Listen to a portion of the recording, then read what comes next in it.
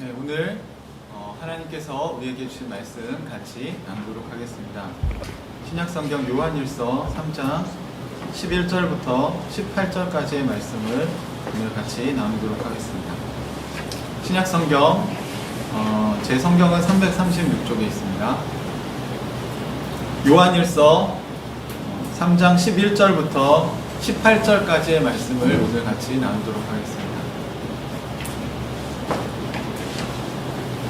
지난주 마음으로 드린 예배 우리 같이 나누면서 여러분 되게 좋으셨죠?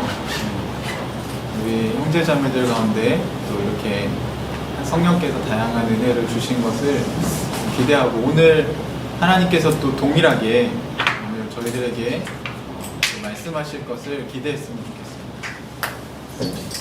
네, 다 찾으셨으면 저랑 한 절씩 교독하겠는데요. 요한일서는 사도 요한이 이제 요한 사도가 섬기는 그 교회 공동체, 보통 우리가 요한 공동체라고 이렇게 표현을 하는데요. 요한이 섬기던 그 교회 성도들에게 쓴 편지입니다. 그래서 사실 요한일서는 되게 중요한 성경 중에 하나인데요.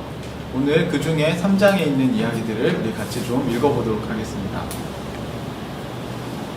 요한이 여러분에게 마치 편지를 썼다고 생각하시면서 읽으시면 좀 더 쉽게 성경을 이해하실 수 있을 거라고 생각이 듭니다. 제가 한 절 읽고 여러분이 한 절 읽고 같이 우리 교독하도록 하겠습니다. 여러분이 처음부터 들은 소식은 이것이니 곧 우리가 서로 사랑해야 한다는 것입니다. 우리는 가인과 같은 사람이 되지 말아야 합니다. 그는 약한 자에게 속한 사람이어서 자기 동생을 쳐 죽였습니다.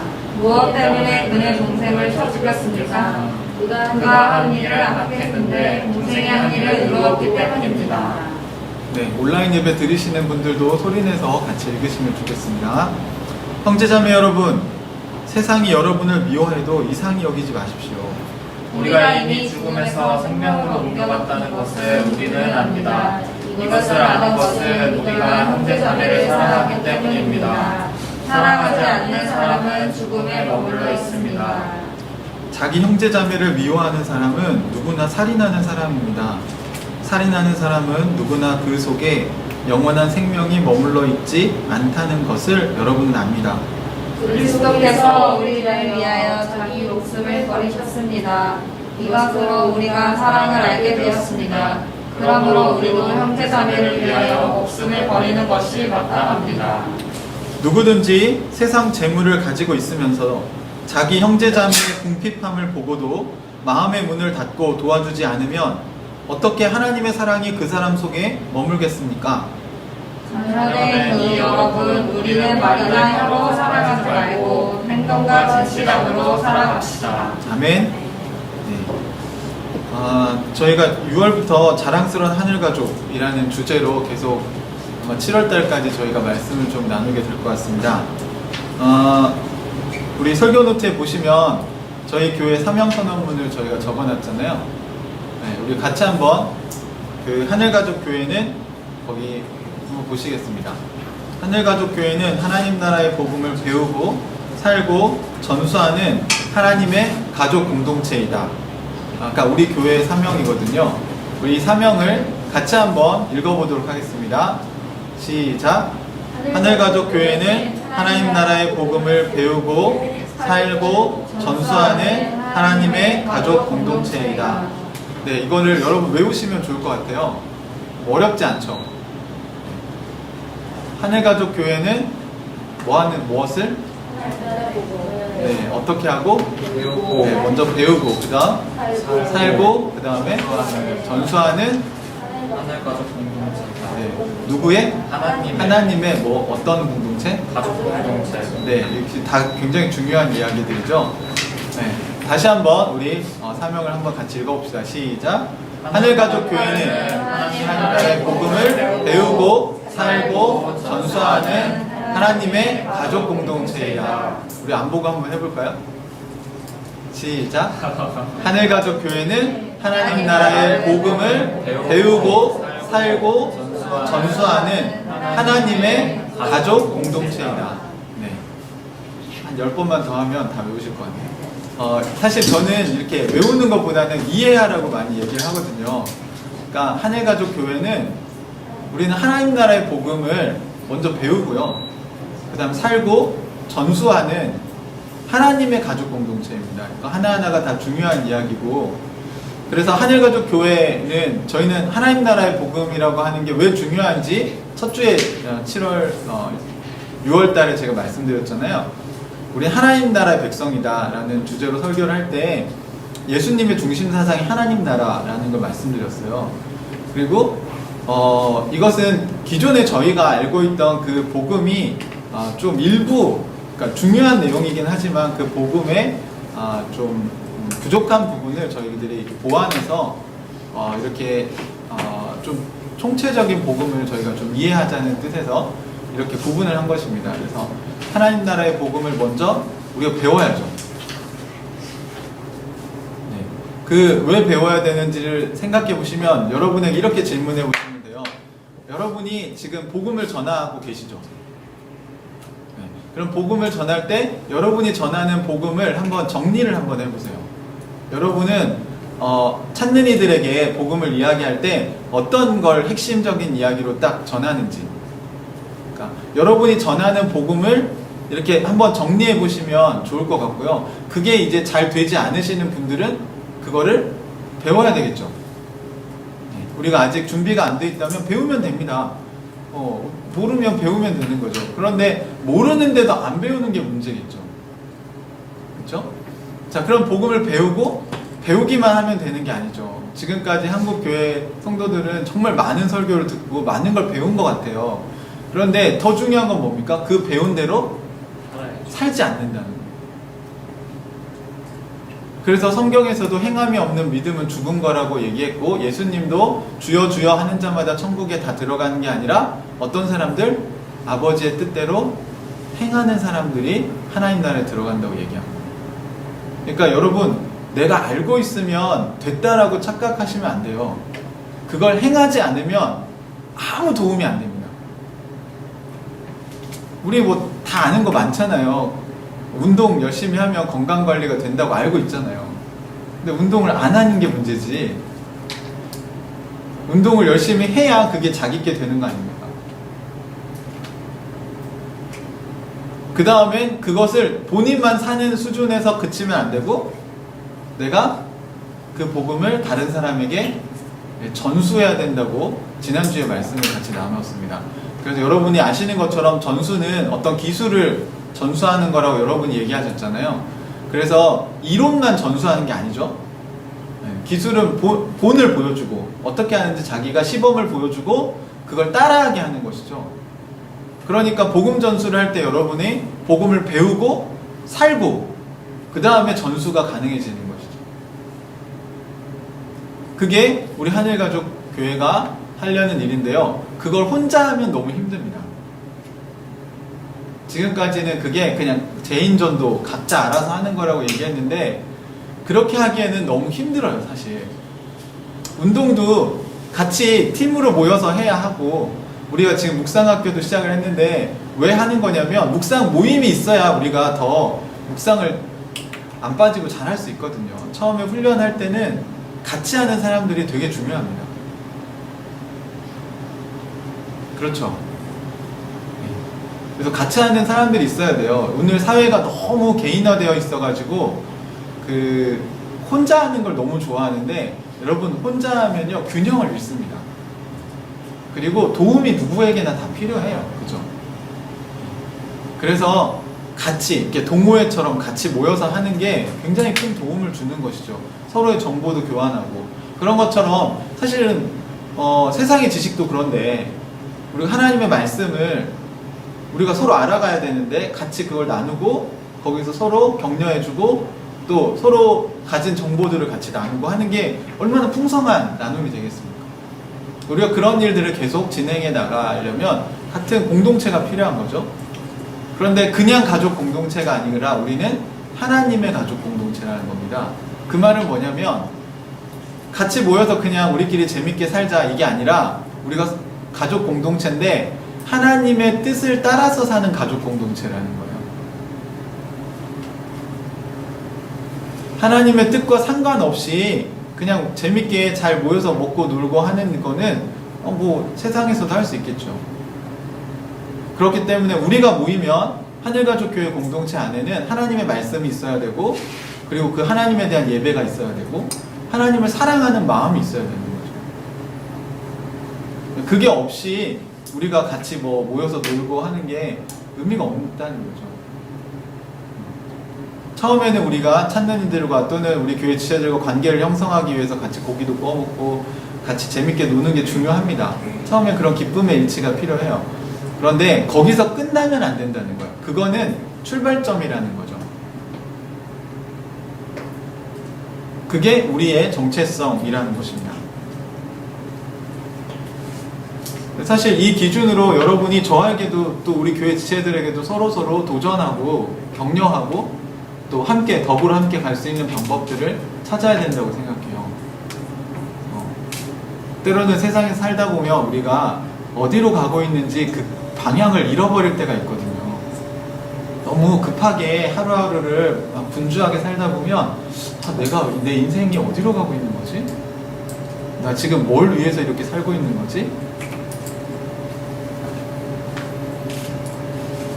그런 질문을 여러분 반드시 잠시 쉬어서 하는 게 필요합니다. 인생에서. 네, 아무리 여러분 먹고 살기 힘들고 바쁘게 돌아가고 있어도요, 진짜 중요한 건 여러분의 마음에 행복을 가져다 주는 건 내가 왜 살고 있는 걸까? 그리고 내 인생은 지금 어디로 가고 있는 걸까라는 삶의 목적을 여러분이 확인할 때 여러분이 행복해질 수 있어요. 삶의 목적이 없으면 하루하루를 그냥 때우기 식으로 살 수밖에 없고요. 나중에 인생의 마지막에 내가 뭘 왜 살았지? 이런 질문을 우리 자신에게 던지게 될 거거든요. 아마도 죽음의 순간에 여러분은 더 그런 걸 크게 던지게 될 겁니다. 내가 살아온 인생이 어떤 의미가 있었나? 그냥 나 혼자 잘 먹고 잘 사는 걸로 만족한다면 그건 동물과 다르지 않다고 생각해요. 인간과 동물이 왜 다른지 한번 생각해 보십시오. 또 하나의 행복의 조건이 있다면 오늘 성경에서는 사랑에 대해서 이야기를 하고 있습니다.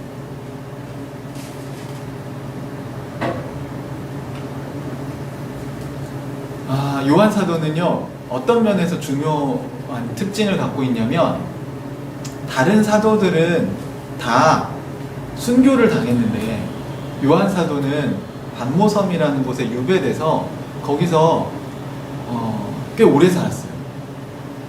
그래서 AD 한 90년 정도까지 살았다고 보통 이야기를 합니다. 그러면 예수님이 AD 한 30년경에 돌아가셨잖아요. 33년에 돌아가셨다고 하면 그 뒤로도 한 60년 정도를 더 산 거거든요. 그러면 예수님이 죽고 하늘로 올라가신 이후에 교회가 생겼고, 그 초대교회가 60년 동안 어떻게 신앙생활을 해왔는지를 요한 사도는 계속 지켜본 거죠. 그리고 예수님에 대한 가르침도 가르쳤고, 그리고 요한복음이란 성경도 썼고, 나중에는 요한계시록이라고 하는 예언의 책도 썼어요. 그런 요한이 자기 공동체에게 쓴 편지니까 이 요한 1서, 2서, 3서가 얼마나 중요하겠습니까? 그런데 저희가 성경 개관하면서 제가 한 가지 여러분과 나눴던 게 기억나실지 모르겠는데, 모세 오경이 있잖아요. 창세기, 출애굽기, 이렇게 레위기, 민수기, 신명기 이렇게 5권 책이 있는데 제일 마지막에 쓴 게 신명기잖아요. 그 신명기의 뜻이 다시 신, 말씀명, 기록할 기, 이렇게 해서 다시 말씀을 기록한 책이거든요. 다시 하나님의 명령을 기록한 책이에요. 그게 왜 그런지를 설명해드렸죠. 그러니까 출애굽기에서 10계명 그 시내산에서 받을 때 이미 하나님의 명령을 받았죠. 근데 먼저 언약을 맺고 시작한 거예요. 너희가 내 말을 들으면 나는 너희의 하나님이 될 거고 너희는 내 백성이 될 건데 그렇게 할 거니? 이렇게 물었어요. 그랬더니 이스라엘 백성들이 네, 저희는 하나님의 백성이 되고 싶습니다 라고 해서 언약을 맺고, 하나님이 그때부터 이스라엘 백성들에게 하나님 나라의 백성들이 살아야 될 삶의 규칙들을 주셨는데, 그게 하나님 나라의 율법, 말씀이죠.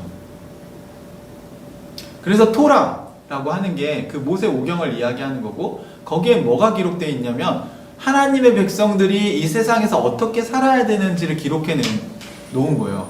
그 우리는 그 다 살펴보진 않았지만 제가 율법의 재발견이라는 주제로 설교한 거 다시 한번 들어보십시오. 그래서 율법에 어떤 의미들이 담겨 있는지, 율법을 우리가 잘 지키면 어떻게 하나님 나라가 이 세상에 이루어지는지에 대한 이야기들이 거기에 담겨 있습니다. 그래서 그 율법을 모세가 그 출애굽기 레위기에서 받을 때는 받아 적는 수준이었어요. 그러니까 이런 거죠. 하나님이 시내산에서 말씀하시면 돌판에 이렇게 새겨서 주시면 아, 이게 율법이구나. 이렇게 또 하나님이 이렇게 해라 말씀하시면 모세도 가서 이렇게 해라 이렇게 똑같이 전하는 수준이었어요. 왜냐하면 하나님의 말씀에 대해서 모세가 처음 받았기 때문에 그 말씀에 대한 깊이 있는 이해가 있었던 건 아니라는 거죠. 그런데 율법을 받고 이제 민수기에 보면 38년간 광야 생활을 하잖아요. 거의 한 40년 동안의 광야 생활을 하면서 하나님의 말씀이 어떻게 이루어지고 하나님이 왜 이 말씀을 주셨는지가 묵상이 된 거예요. 실제로 그 광야의 삶을 실제로 살아가면서 현실에서 여러분이 말씀을 듣고 그 말씀을 실제로 경험하는 삶이 한 40년 정도 되면 그때서야 우리에게 뭐가 되냐면 하나님의 마음을 읽는 능력이 생깁니다. 여러분 처음에는 성경을 그냥 읽으면 이게 이런 말씀이구나 이렇게 아는 수준이죠. 그런데 이 말씀을 우리가 계속 묵상하고 실제 살고 실제 삶에서 그걸 경험하고 이렇게 되면 이제 하나님이 어떤 분이신가에 대해서 우리가 점점 많이 알게 돼요. 이런 것과 같죠, 여러분? 처음 연애를 시작한 사람들이 서로에 대해서 잘 아나요? 한 30년 같이 산 부부만큼 알까요? 시간이 지날수록 같이 살아봐야 저 사람이 어떤 사람인지를 다 아는 겁니다. 모세가 40년 광야 생활을 하고 다음 세대에게 다시 율법을 가르치는 게 신명기인데요. 신명기에서는 여러분이 잘 아시는 것처럼 10계명을 쭉 설명을 하다가 모세가 다른 얘기를 합니다. 10계명을 가르쳐주고 나서요. 그 다음에 갑자기 이렇게 얘기해요. 이스라엘아 들어라. 너희 하나님 여호와는 유일한 여호와시니 너는 마음을 다하고 뜻을 다하고 힘을 다하여 주 너희 하나님을 사랑하라. 이게 하나님이 하신 얘기가 아니에요. 하나님이 주신 율법에 있는 얘기가 아니라고요. 모세가 40년간 말씀을 묵상하고 살아보고 나서 하나님이 진짜 원하시는 게 뭔지 율법에 기록되지 않은 그 행간의 의미를 읽어낸 겁니다. 다시 말하면 작가가 이 이야기를 썼는데 작가가 거기다 작가의 마음을 쓰진 않았는데 그 이야기 속에 담겨있던 작가의 마음을 읽어내는 수준에 이른 거예요, 모세가. 그래서 모세가 그 얘기를 하면서 뭐라고 얘기했냐면 그 뒤에 이걸 이마에도 써서 붙이고 손목에도 메어서 기호로 삼고 문지방에도 하고 여기 대들보에도 쓰고 지방 곳곳에 쓰고 몸에도 써서 붙여서 서로 알게 하라는 거예요. 얼마나 중요하다는 겁니까? 그래서 율법은 700 몇 개의 조항이 있는데 그 700개 넘는 조항의 가장 핵심이 뭐냐면 하나님을 사랑하는 거였다는 거죠. 그럼 그게 모세의 주장입니까? 그렇지 않아요. 예수님이 하나님이시잖아요. 예수님이 오셨을 때 율법학자들, 그러니까 구약의 신학자들이 가가지고 구약에 율법이 이렇게 많은데 그걸 가장 중요한 걸로 요약하면 뭡니까? 이렇게 했을 때 예수님이 그 신명기 6장 5절 4절로 요약을 하신 거죠. 그런데 놀랍게도 그 말씀은 하나님이 하신 말씀이 아니고 모세가 한 얘기라는 거예요.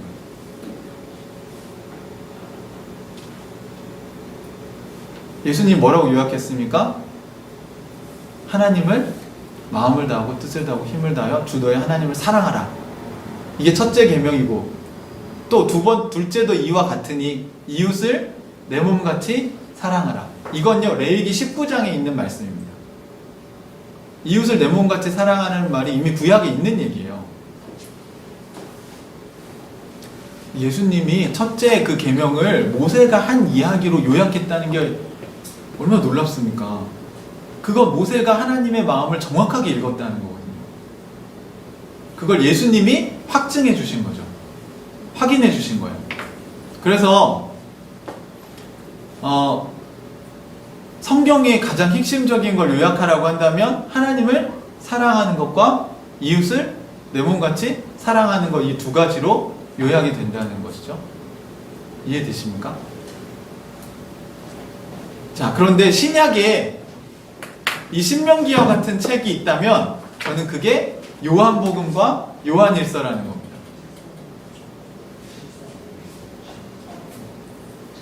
자, 무슨 얘기냐면 요한은요, 예수님하고 가장 가까운 제자 중에 한 명이었죠. 베드로, 야고보, 요한 이렇게 하면 요한은 예수님과 가장 가까이 지낸 사람 중에 한 명이지 않습니까? 그런데 그 사복음서에 보면 마태, 마가, 누가 복음을 기록을 먼저 하고 그 다음 마지막에 요한복음이 기록이 됐어요.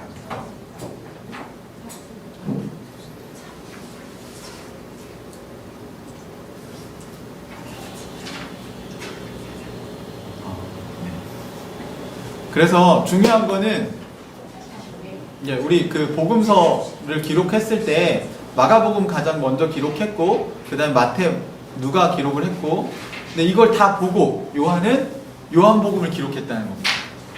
가장 나중에 기록된 거죠. 또 하나는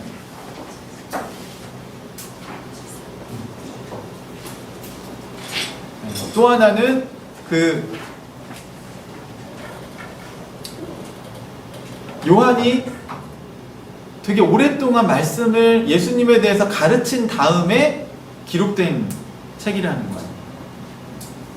그러니까 예수님이 하늘로 올라가신 이후에 거의 60년간 사역을 해보고 마치 모세가 40년 광야 생활을 하고 신명기를 쓴 것처럼 요한은 교회 생활을 그러니까 예수님이 지금 우리처럼 예수님 눈에 안 보이는 이 시대를 거의 한 60년 정도를 교회 사역을 해보고 나서 이 요한복음과 요한일서와 이런 것들을 기록했다는 것입니다. 그러니까 되게 중요한 책이죠. 그래서 요한복음의 특징이 뭐냐면요, 예수님이 설교하신 그 행간의 의미를 읽어냅니다. 모세처럼. 예수님이 어떤 기적을 일으키셨잖아요. 오병이어의 기적을 일으키셨다. 그러면 그 기적을 왜 일으키셨는지가 요한복음에 기록되어 있어요. 나는 생명의 떡이다 라고 설교하신 거랑 오병이어의 기적이랑 연결시켰어요. 요한은. 그래서 요한은 예수님이 하신 설교나 행동이나 하신 사역들의 의미가 무엇인지를 읽어내기 시작한 사도입니다. 게다가 예수님과 아주 가까이 지낸 제자이기 때문에 그 예수님에 대해서 기록되지 않은 것까지 되게 많이 알고 있는 제자인 것이죠. 그러니까 이 요한일서에서 요한이 하고 있는 얘기가 얼마나 중요하겠습니까? 물론 다른 성경도 다 중요하지만 이제 요한일서를 우리가 이해하기 위해서 제가 이 말씀을 배경을 말씀드렸어요. 그럼 첫 번째 오늘 11절에 요한이 한 이야기를 한번 읽어보시겠습니다. 11절을 한번 자세히 천천히 읽어보세요. 자, 성경은 어려운 책이 아니니까 그죠? 여러분 읽어보시면 무슨 말인지 아실 수 있어요. 11절 같이 한번 읽어봅시다. 시작.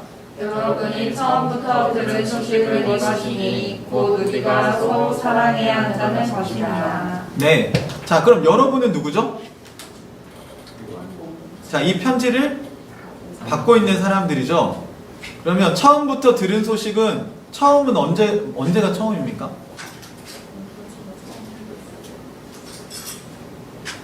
여러분이 처음부터 들었다고 얘기하는 거잖아요. 그죠? 여러분이 처음부터 들었다는 건 언제가 처음이에요? 네, 복음을 처음 들었을 때를 얘기하는 거겠죠. 그러니까 그들이 찾는 이로 있었다가 이제 성도가 됐을 때는 요한으로부터 뭔가 예수님에 대한 이야기를 들었을 거 아니에요. 그쵸? 예를 들면 여러분이 복음을 처음 들었을 때가 있을 거 아니에요. 우리 하늘가족 교회에 왔다면 저한테 설교를 처음 들었을 때가 여러분 있으시겠죠? 그죠? 그러면 요한이 지금 요한 공동체에 있는 성도들에게 처음부터 들은 소식, 처음부터 그들이 들었던 소식은 뭐라고 얘기합니까? 여러분이 처음 들었던 소식은 이것이니 곧 우리가 서로 사랑해야 된다는 것.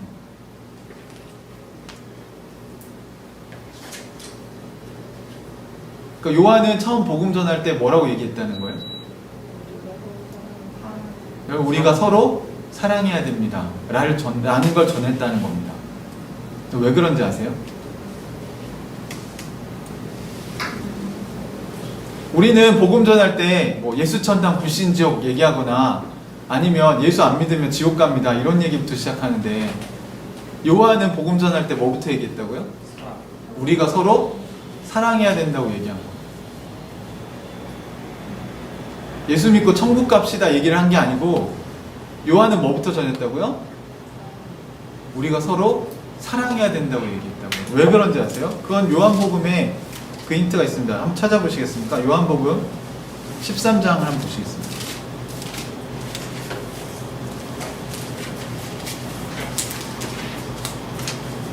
요한복음 13장 34, 35절에 그 비밀이 있죠.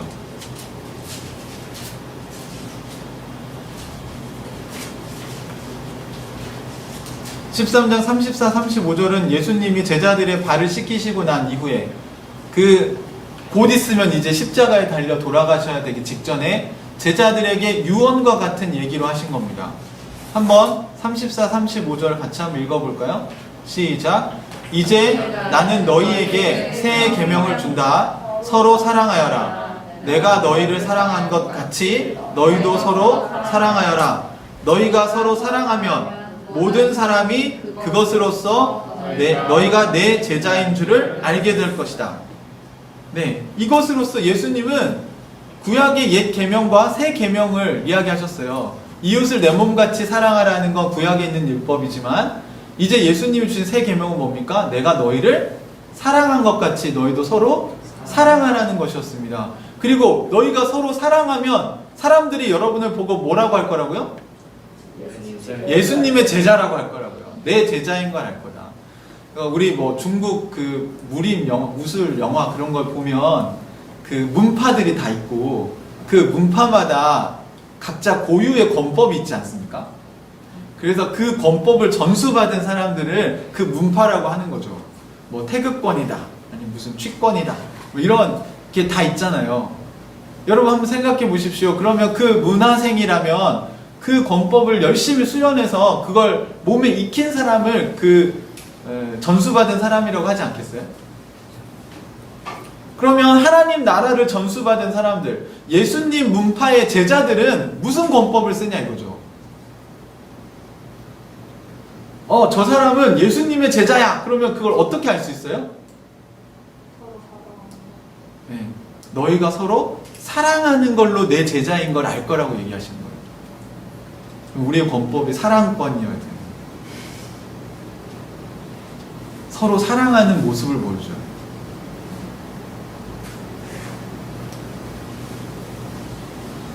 그래서 초대 교부였던 터툴리아는 전도할 때 이렇게 했대잖아요. 사람들에게 여러분 뭐 신이 있냐 없냐, 뭐 창조냐 진화냐, 뭐가 옳은 거냐, 뭐 천국이 있냐 없냐, 뭐 죽으면 어떻게 되냐, 이런 게 중요한 게 아니라 그런 건 여러분 사이에 다 논란이 있고 어떻게 되는지 잘 모를 수 있어요.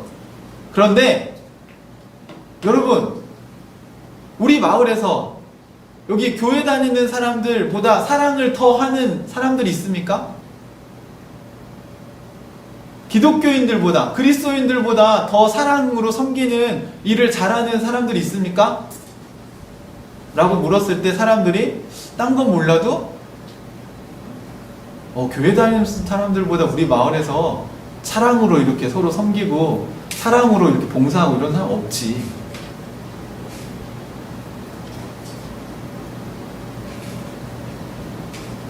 라는 게 통했다는 거예요. 오늘날 교회가 이 복음으로부터 얼마나 멀어져 있는지를 우리가 알 수 있지 않습니까? 예수의 제자는 뭘 하는 사람들이에요? 서로 사랑하는 사람들.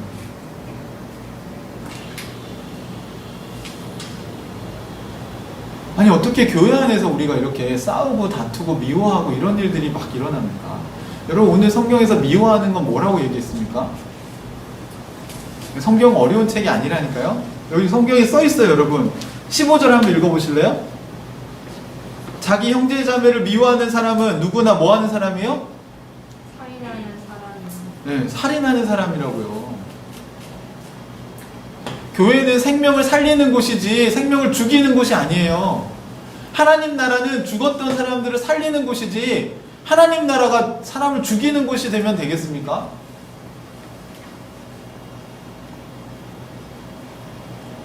사실 이 비유는 오늘 그 요한이 하는 그 예에서부터 나온 겁니다. 무슨 예에서부터 시작된 거냐면 12절에 가인과 아벨 이야기를 해요.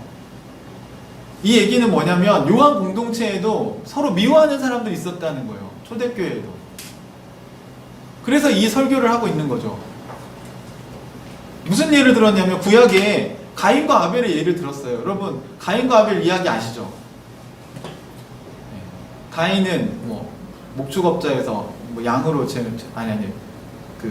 농사 짓는 사람이어서 곡식으로 예배를 드리고 제물을 드리고 뭐 아벨 동생은 이제 양으로 드렸는데 하나님이 아벨의 제사를 받으시니까 가인이 이렇게 화가 나가지고 동생을 죽였잖아요. 근데 그 죽이기 전에 하나님이 가인에게 얘기를 하셨어요. 네가 진심으로 예배드린 거면 왜 이렇게 화를 내냐. 그리고 죄가 네 앞에까지 와 있으니까 너 조심해 라고 하나님은 가인을 사랑하셨기 때문에 가인에게 메시지를 주셨어요. 말씀을 안 주시지 않아요. 하나님은 우리에게 말씀을 주십니다. 이야기를 하세요. 여러분 아담과 하와에게도 선악을 알게 한 나무의 열매를 따먹지 말라고 얘기를 해주셨잖아요. 그 정령 죽는다 그렇게 먹으면. 그런데 선택을 어떻게 한 거예요? 하나님 말씀을 따르지 않기로 선택한 거예요.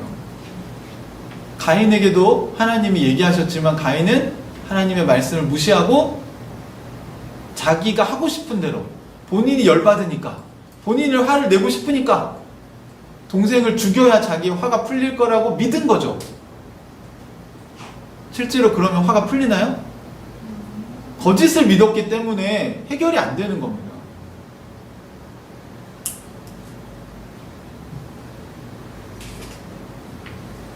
지금도 힘이 센 사람들은요, 자기가 폭력을 사용하면 또는 힘으로 찍어 누르면 본인의 권위가 살아나고 본인의 마음이 풀린다고 생각하는데요. 그렇지 않아요. 여러분 영화 보실 때 속으시면 안 됩니다. 헐리우드 영화는 전부 복수하는 영화잖아요. 여러분 복수하면 문제가 해결돼요?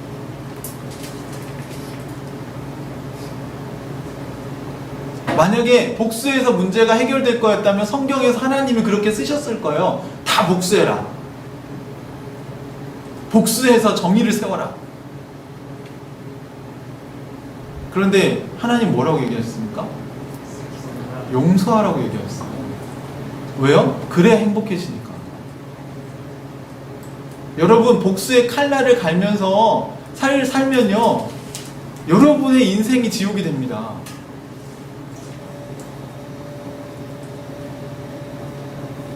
그리고 복수는 누가 해요? 복수는 우리가 하는 게 아니고 하나님이 하신다고 하신 거예요. 그게 심판이죠. 그러니까 하나님의 심판은 우리에게 위로도 돼요. 왜? 하나님은 그 사람이 우리 앞에서 지은 죄만 심판하시는 게 아니에요. 그 사람의 마음으로 지은 죄까지 다 찾아서 심판하신단 말이에요. 머리카락까지 다 세시는 분이거든요.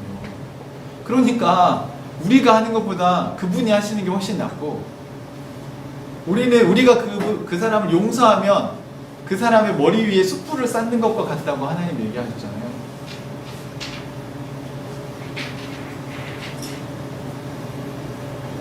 우리가 살다가 힘든 일을 당할 수도 있어요. 그렇죠? 아벨은 억울하게 죽음을 당하지 않았습니까? 그런데 가인은 완전 범죄라고 생각했고 하나님에게 발뺌을 막 합니다. 하나님이 네 동생 어디 있냐 그러니까 제가 뭐 동생 시다발입니까? 제가 동생을 지키는 자니까 뭐 이렇게 얘기를 해요. 그리고 아무도 없는 데서 내가 죽였기 때문에 뭐 하나님이 어떻게 알겠어 이렇게 생각한 것 같아요. 그런데 주님이 뭐라고 얘기하시냐면 아벨의 핏소리가 이 땅에서부터 다 들렸다. 여러분, 사람은 속일 수 있어도 하나님 못 속입니다. 신이 있다면 신을 속일 수는 없어요. 여러분이 뭐 아무리 완전 범죄를 해도 이 세상에선 처벌받지 않을지 몰라도 하나님 나라에 가면 가중 처벌을 받게 될 거예요. 왜요? 그 사람 처벌받지 않았기 때문에 피해자들은 훨씬 더 고통을 더 많이 겪었을 거거든요. 그들의 고통의 부르짖음을 주님은 절대로 그냥 넘어가시지 않는 분입니다. 성경에 그렇게 나와요. 하나님은 억울한 사람들, 가난한 사람들의 그 억울함을 다 듣고 계십니다. 그래서 하나님은 좋은 거죠. 부와 권력과 힘 있는 사람들이 언제까지 그걸 누릴 것 같으세요? 하나님이 없다면, 이 세상의 삶이 전부라면 우리가 되게 억울할 것 같은데요. 그렇지 않아요, 여러분. 그들은 하나님의 심판을 받게 될 것입니다. 그들의 문제가 아니라 이제 우리 문제인 거죠, 여러분. 동생은 의로운 일을 했기 때문에 형이 미워해서 죽였어요. 그래서 그 미움이 살인이 된 것입니다. 그래서 13절 얘기가 나온 거예요. 우리는 13절만 뚝 떼어서 그냥 얘기하기 쉬운데 13절 되게 유명한 성경 구절이잖아요. 형제자매 여러분, 세상이 여러분을 미워해도 이상히 여기지 마십시오. 그러니까 원래 미워하는 건 누가 미워하는 거예요? 우리를 미워하는 것. 세상이 미워요. 여기서 세상은 그냥 하나님 만드신 물리적 세상을 말하는 게 아니라 하나님을 믿지 않는 가치관과 자기중심적인 생각들을 이야기하는 거죠. 그러니까 하나님이 없는 세상은 우리를 미워하는 게 당연하다는 겁니다. 가인이 아벨을 했던 것처럼 얘기한 거잖아요. 근데 이게 교회 공동체에 이게 있으면 되겠습니까?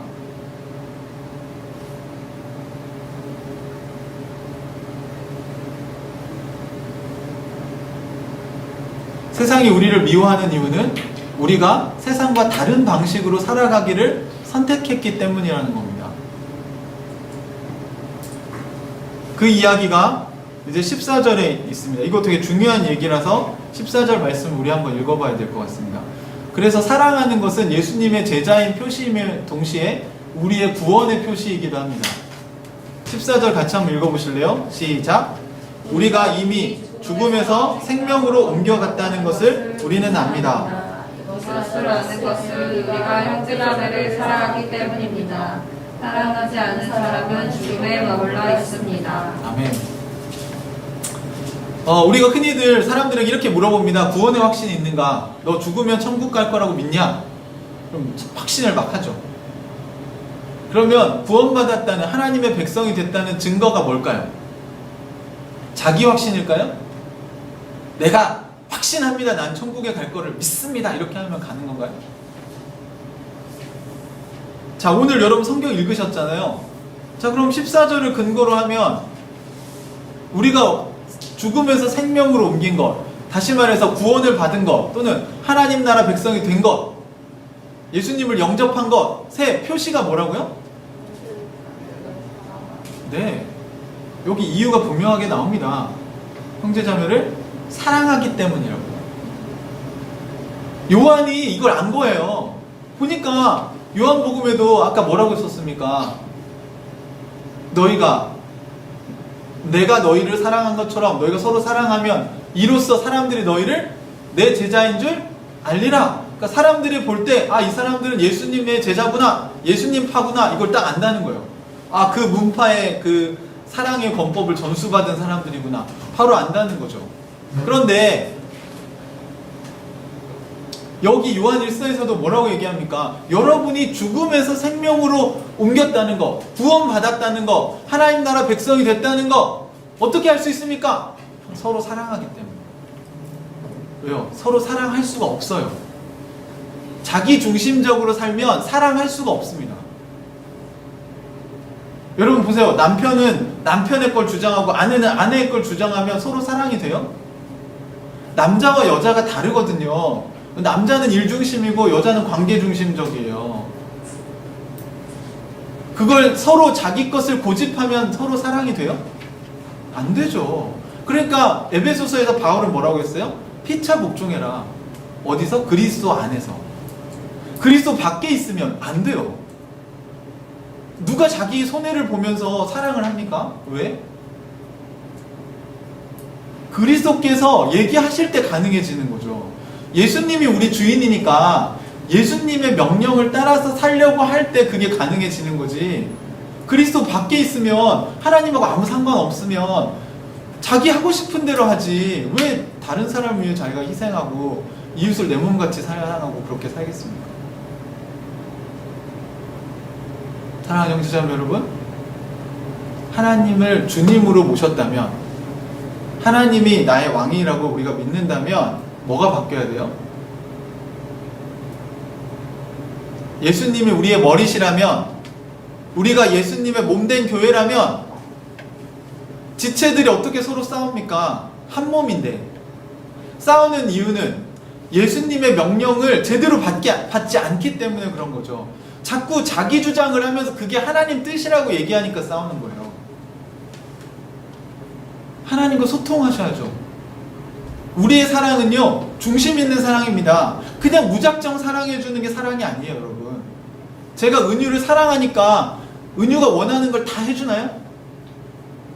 저희 딸을 제가 사랑하죠? 아침마다 안아주고 제가 사랑한다고 얘기합니다. 그럼 제가 은유가 하고 싶으면 다 해줍니까? 안 해주죠. 왜 안 해주죠? 왜 사랑하니까 다 소원을 다 안 들어줍니까?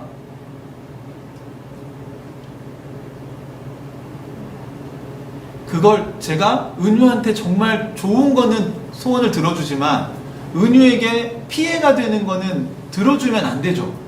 이게 중심 있는 사랑이에요. 사람들은 하나님이 중심 없는 사랑하기를 원하시는 것 같아요. 자기들이 기도하면 하나님이 다 들어줘야 된다고 생각하는 것 같아요. 여러분이 지혜롭습니까? 하나님이 지혜로우십니까? 여러분 은유가 지혜롭습니까? 제가 더 지혜로워야 됩니까? 정상적인 어른이라면 당연히 어른이 더 지혜로운 게 맞죠. 아이고, 그리고 몸에 막 알레르기가 나고 배가 아픈데 제가 그걸 막 먹으라고 할 수는 없잖아요. 최근에 친구가 은유랑 친해서 학교 앞 문구점에서 뭐 젤리 같은 걸 사줬대요. 근데 그걸 먹었는데 배가 아픈 거예요. 그래서 은유야, 그거는 먹으면 안 될 것 같다 이렇게 얘기하니까 은유가 저한테 뭐라고 설득을 하냐면 너무 많이 먹어서 배가 아픈 것 같아요. 아빠, 그걸 내가 조금 먹었어야 되는데 너무 많이 먹어서 설사를 한 거야 이렇게 얘기를 하는 거예요. 그래서 그래도 다음에는 안 먹는 게 좋을 것 같다. 근데 여러분, 제 말을 듣지 않고 먹어서 설사라는 고통을 당하는 건 누굽니까? 배가 아픈 건 누구예요? 제가 아픈 거예요? 사랑하니까 얘기해 주는 거잖아요. 하지만 그 말씀을 들었을 때 선택은 은유가 하는 거잖아요. 그러니까 하나님이 우리에게 말씀하셔도 그게 순종할 거냐 아닐 거냐 여러분이 어떤 선택을 하느냐에 달려있다는 거죠. 하나님이 여러분을 사랑한다고 믿으면 그 사랑으로 여러분 서로 사랑할 수 있다는 거죠. 그러니까 세상에서의 사랑과 하나님 나라에서의 사랑 방식이 다른데 첫 번째 그 특징 중에 하나가 뭐예요? 중심 있는 사랑이에요. 우리는 예수 그리스도 안에서 사랑하는 겁니다. 그러니까 예수님의 말씀의 기준으로 이게 해야 될 일인지 하지 말아야 될 일인지 구분을 해야 되고요. 해야 될 일이면 하기 싫어도 해야 됩니다. 하나님이 찾아가라, 복음을 전해라, 또는 저 사람을 위해서 네가 기도해줘라, 아니면 지정헌금을 해서 그 사람을 도와라, 이런 감동이 오면 하기 싫어도 해야죠. 왜? 주님이 원하십니다. 그런데 여러분이 하고 싶어도 하나님이 거긴 가면 안 돼. 그거는 네가 할 일이 아니고 다른 사람들이 할 거야. 그러니까 너는 절제해. 이렇게 하면 그건 기다려야 돼.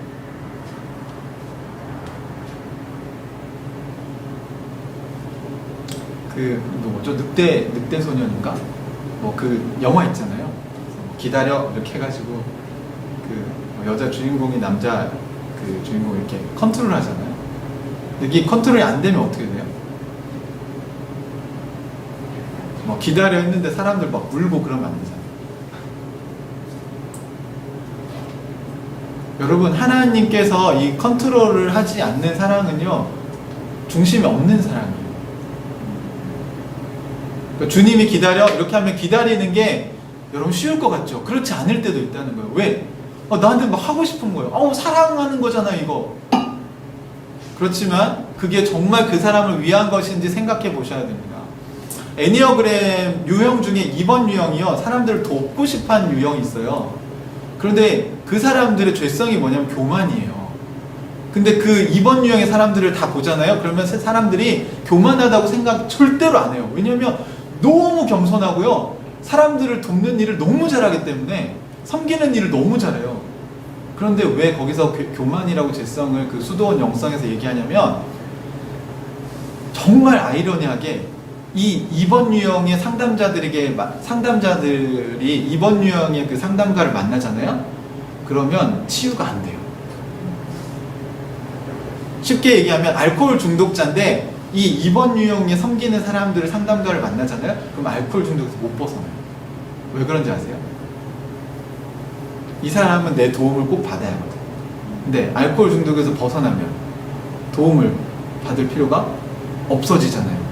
이 사람이 건강해지는 순간 이 상담가를 안 찾아올 거 아니에요. 자기가 필요 없어지잖아요. 그러니까 자기도 모르게 그 사람들이 계속 그 중독에서 벗어나지 못하게 컨트롤한다는 거예요. 사랑인 것 같지만 사랑이 아닌 거예요. 진짜 사랑은 뭡니까? 그 사람이 건강해서 더 이상 자기가 필요 없게 만들어야죠. 그래서 왜 교만이냐면 하나님보다 자기가 더 위에 있는 거예요. 본인의 만족을 위해서 그 컨트롤하는 거를 계속하는 거죠. 그건 사랑 아닙니다, 여러분. 제가 은유를 사랑할 때 은유를 컨트롤하는 건 사랑 아니에요. 생각해 보십시오. 은유가 20살 돼서 30살 됐는데도 아빠 저를 못 벗어나요. 그럼 제가 잘 키운 건가요? 건강하게 키운 겁니까? 아니잖아요.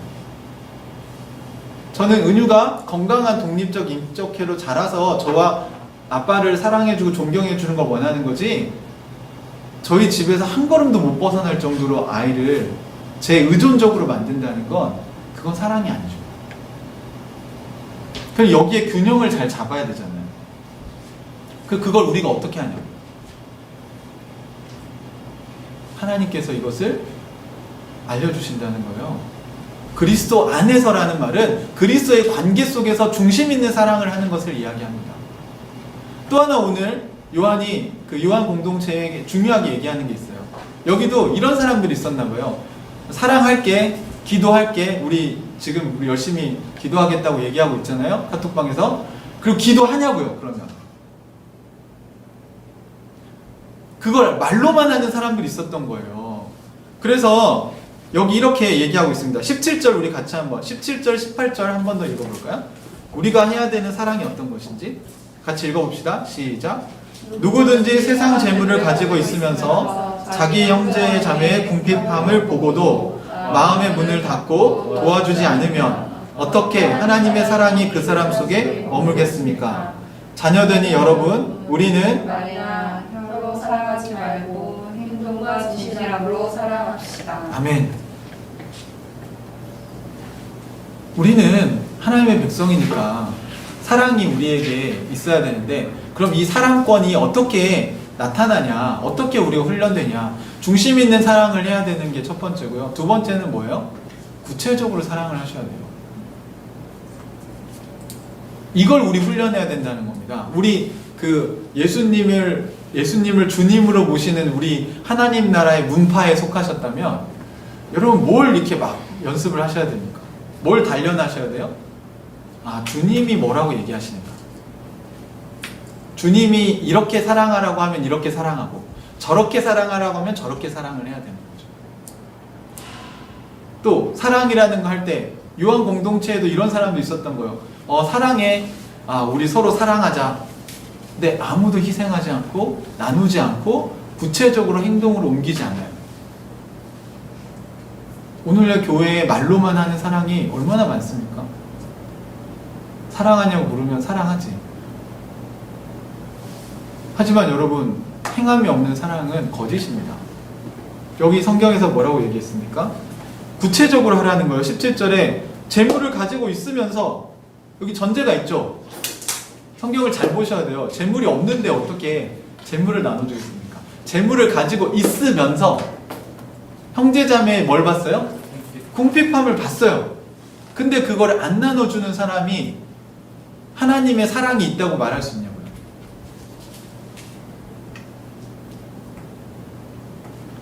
내 속엔 하나님의 사랑이 있지. 나는 하나님이 날 정말 사랑하시지. 자기만 사랑받아요. 하나님이 당신을 사랑한다는 거 알겠어요. 근데 그 사랑이 머물러 있다는 건 어떻게 표현되어져요?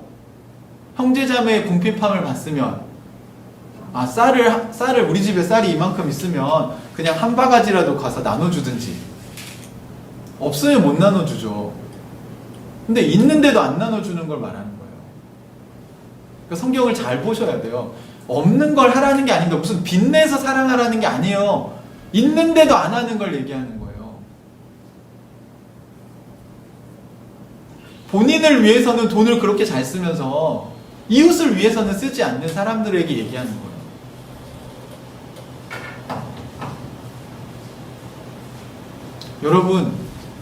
여러분의 지출을 한번 점검해 보십시오. 여러분이 지출을 할 때 이웃을 향해서 또는 어려운 이웃을 향해서 여러분이 흘려보내는 게 있습니까?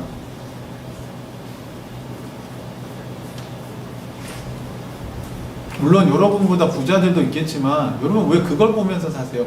그게 하나님 나라의 중심 있는 사랑입니까? 주님의 기준이 그걸까요? 아니잖아요. 저는 제 주변에 저를 이렇게 후원해 주시고 기도해 주시는 분들이 있는데요. 그분들을 뵈면 정말 존경스럽습니다. 누가 시켜서 하는 게 아니에요. 그렇다고 그분들이 부자도 아니에요, 제가 볼 때. 그런데 저에게 나눠주시는 게 있어요. 조금씩이지만. 그러니까 저도 그 사랑을 받았으니 저도 흘려보내는 게 맞지 않겠습니까? 제가 지난주에 중국 그 소수민족 신학생들 설교하고 왔는데요. 네, 강사료를 받기는커녕 거기는 도와줘야 될 판이에요. 그래서 헌금을 보냈습니다. 저도 얼마 없지만 그냥 제가 가진 거에 얼마를 헌금으로 보냈어요. 근데 그게 너무 행복한 거예요. 왜? 주님이 원하시는 걸 했잖아요. 주님이 제 마음에 그래, 이 정도는 내가 나눌 수 있지. 내가 가진 거 중에 얼마를 그들에게 보내는 거. 그게 뭐 생색낼 일도 아니고 그냥 주님이 원하셔서 그냥 순종해서 하는 것 뿐이죠. 그러니까 이런 사랑이 교회 안에 있어야 된다는 겁니다.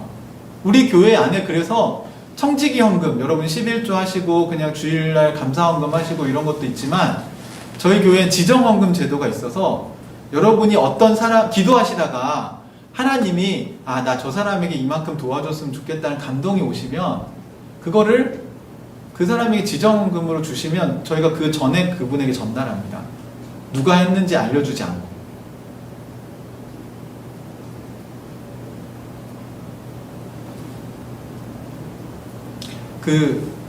이 얘기를 나들목 그 공동체, 나들목 교회에서는요, 1년에 몇 억이 이렇게 지정헌금으로 왔다 갔다 한대요.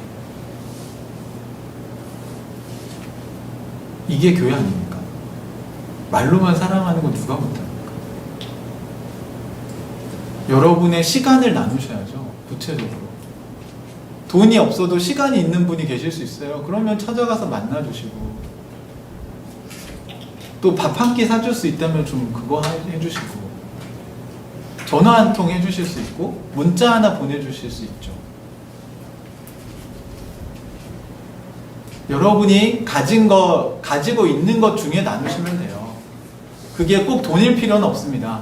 여러분의 재능일 수도 있고 또는 여러분이 갖고 있는 은사나 또 능력이 될 수도 있고요. 시간이 될 수도 있고, 그게 물질이 될 수도 있고.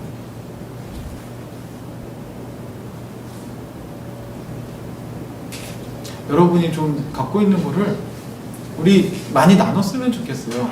자본주의는 돈이 돌아야 된다고 얘기하는데, 저는 우리 교회 공동체는 사랑이 돌아야 된다고 생각합니다.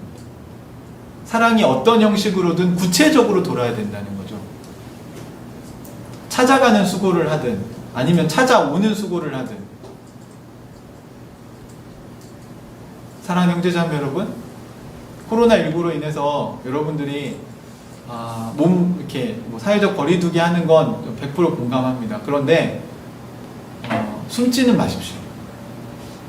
코로나19 사회적 거리두기를 핑계로 잠수를 타지 마십시오.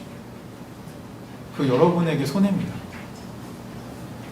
하늘가족 교회 공동체는 서로 사랑하는 사람들의 모임입니다. 사랑하려면요, 혼자 할 수가 없어요. 아니, 숨어있는 사람하고 어떻게 사랑을 합니까? 나오셔야죠. 나와서 얼굴이라도 비춰주시고, 카톡방에 문자 답이라도 좀 해주시고, 서로 사랑해야죠. 서로. 어떻게 한쪽으로만 사랑을 받으려고 하세요? 사랑은 그렇게 되는 게 아니에요. 교회 예수님의 제자들은 서로 사랑하는 거지 짝사랑하는 공동체가 아닙니다. 여러분, 서로 반응을 보이셔야 되고 서로 같이 헌신을 해야 만날 수 있는 겁니다. 그것이 구체적인 사랑이고요. 그걸 하는 사람들이 하나님의 사랑을 가진 사람들이라는 거죠. 여러분, 말과 혀로 하지 마시고 행함과 진실함으로, 행동으로 그것을 보여주십시오. 저는 우리 교회 형제자매들 사이에 이런 구체적인 사랑의 나눔이 활성화되기를 원합니다. 우리 하늘가족 교회를 여러분이 이루시려고 여기 오셨다면, 아니, 이 교회 같지 않은 교회를 또 할 수는 없잖아요, 여러분. 정말 교회다운 공동체, 하나님이 성경에서 말씀하셨던 그런 교회를 만들어야 되지 않겠습니까? 그러려면 우리 이거를 확실히 해야 됩니다. 서로 사랑해야 됩니다. 여러분, 서로 사랑하는 일에 이번 한 주간 최선을 다하셨으면 좋겠습니다. 말이 아니라 행동으로, 또 구체적인 나눔으로, 물질을 나누든 시간을 나누든 에너지를 나누든 아니면 문자를 나누든 여러분이 말씀 묵상을 나누든 그 나눔이 있는 그런 교회 되기를 주님의 이름으로 축복합니다. 같이 기도하겠습니다.